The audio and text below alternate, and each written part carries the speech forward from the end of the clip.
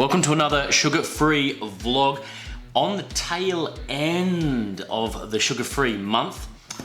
And I gotta say, been going pretty well. Been pretty happy with the way things have progressed. And so I thought at this point in time, I might share with you some of the little tricks and tips and secrets, if you will, of how I've gotten through and not suffered too much. But first, I thought just a very quick update as to where I'm at. So I'm over the 3-week mark, so I'm into week 4. I started off 102 kilos, which is 225 pounds from memory or something like that. I'm now sitting just under 99, so 98.8, which that's a pretty good, that's sort of averaging, give or take, about a kilo a week, which that's not bad considering I have done stuff all in terms of exercise. I've been to the gym once, and that was in the first week. It was like the second or third day that I did it. No, I just went. I've been super slack. Well, I haven't been super slack. I've been super slack in terms of exercise over the last 3 weeks, but I think that's kind of helped because it's allowed me to see the results of just the sugar impacting on my body and, you know, the positives or negatives. So yeah, so that's really good. Resting heart rate still sitting around about the 72. So again, I haven't really seen a major change in terms of that, but we'll see how we go. We'll keep monitoring that for the next week or so and see what happens. Not quite sure what I'll do at the end, but again, I'll probably start eating some sugar, but in moderation, but we'll cover that later. So other than that, the last couple of days I've had some headaches, but I don't necessarily think it was directly impacted by sugar. It could have been, but I don't think so. I think it was more, you know, I was on the tail end of having a little bit of a throaty cold sort of thing last week, so I think it was something to do with that. So not too fussed about that one. My cravings, haven't had too much of a problem, but I did have some cravings last night, and I'll go into that when I get into my tricks and tips in a second. But yeah, so I haven't been too bad on that front. I've definitely come down that moody triangle, like pyramid that I was at the peak of for a little bit there. I've noticed that my wife has not been complaining about me being moody, unless she's just being very reserved over the last week. But yeah, so I think that's under control. I think I've gotten through that part of the withdrawal, if you will. The other thing I've really noticed is in terms of how I've been working and how I've been, you know, doing things, I seem to be more efficient.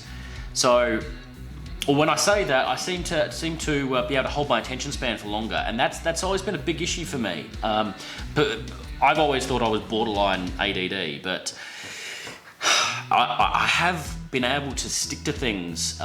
So for example, with my work outside of, you know, being a YouTube sensation, I'm an interior designer, and so often when I do the paperwork behind plans, I can get sidetracked because I've got a home office, so I, you know, go off and do something else, things like that.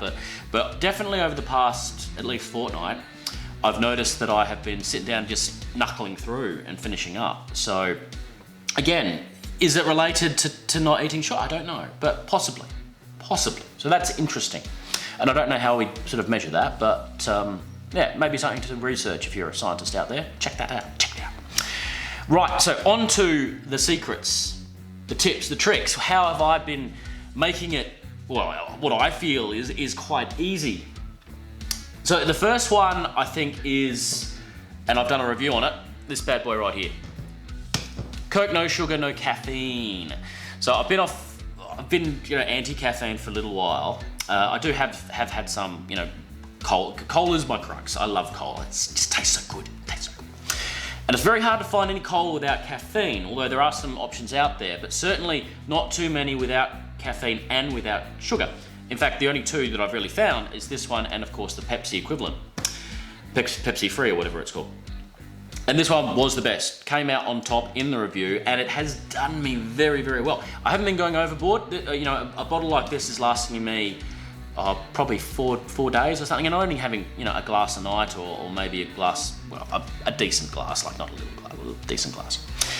And I think that's really helping because it does sort of trick you into thinking that it's sweet. It's not that sweet, but it's not bad. It's good. So this is one thing I would definitely recommend if you're going to do the sugar-free month on a bit of a cleanse, or if you're going to do, like me, testing yourself and see how you can get through. I think this is a good one to do. Get into it. The other thing, in terms of consumables, is the no sugar treats, so the no sugar sweets and things like that. So unfortunately, I've only got one example left because I've just smashed the rest. So I've got the sugar-free chocolate drink, which turns milk to water miraculously. So I did have a cup of this last night, and it is still relatively full. As I predicted, I have avoided having this as much as possible because it's not very tasty, to be honest. It does serve a purpose, but not that. The major reason I brought it out is because of that little thing there that says stevia. So basically the added sweetness, so stevia, xylitol, there's a few others. And I keep saying I'm going to do a show on stevia, and I am going to do it. It'll be in the next couple of days. Just doing extra research to make sure I've got everything down. But the sugar-free treats have been good. The brownies that I had, the biscuits, the chocolate, the chocolate worked. I mean, I ate that relatively fast when I had it over a few days, but the biscuits lasted for a fair while. I haven't gone out and bought anything more, so basically everything you've seen on the show is all I've had, which I'm quietly pretty proud of, actually. In terms of snacking, I usually do a lot more than that. So anyway, onto that topic of snacking, and another reason why I believe it's possible that I've lost weight on top of just getting rid of sugar is that I have felt less like snacking. And I don't necessarily think that's a sugar thing. I think it's more to do with that efficiency thing that I said before, and for the fact that I've been keeping very busy. I mean, one, I've been doing a daily vlog, so I've had to, come up with shows, edit them, get them out there, create thumbnails, all that type of stuff. So that's that on top of my normal work. And, creating other things. So I've been a lot busier than I usually am. So I've been, sitting at the office desk, just, cranking through work. And I think that's a big difference, because last night I sort of had a bit of a night off from editing, and I sat down for, probably 2 or 3 hours. And I did notice that I just wanted to keep rushing over to the fridge and just, grabbing something and just, And I did a few times. I mean, I had some cheese, had a few other little bits and pieces, had a couple of sugar-free wafers that I had, and even some snacks that I had that were sugar-free, like as in chips and that sort of thing that had very low sugar, no sugar in them actually.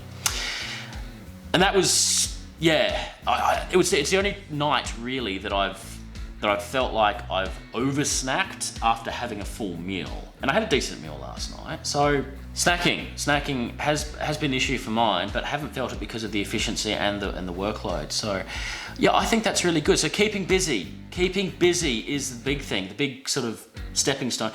And I think fitness is there too. I mean, as I said, I haven't gone to the gym, but I am going to start doing that. So my goal from here on out, basically from now until the end, which is around about a week, I'm going to try and get to the gym every day for about half an hour. I'm not going to go overboard, but I'd like to see how that relates to the small weight loss that I've been witnessing. I think it might have a bit of an impact, but I mean, I don't want to lose 10 kilos overnight. I'll start having flaps everywhere and it won't be very pretty at all. But it'll be interesting to see if I lose more than a kilo in a week, or if it just plateaus off, or what happens there. So interesting. And one more thing, just on my complexion, I don't feel that it's changed much. I have changed cameras though. I've just got a Canon EOS M6, what I'm looking at now, so I might look different in there. And this view over here, I've got my original camera, so that might be a better one. So the only thing that might have changed is you might have seen a little red dot there. Yep, that's from my daughter kicking me in the face. Yeah. So other than that, I don't think I look any different, but I look at myself every day, so who knows. All right, that's it. Quick update, tricks and tips and secrets that have helped me get through the cravings and get through the sugar-free month so far. About a week to go. Let's see how we go. See you next time.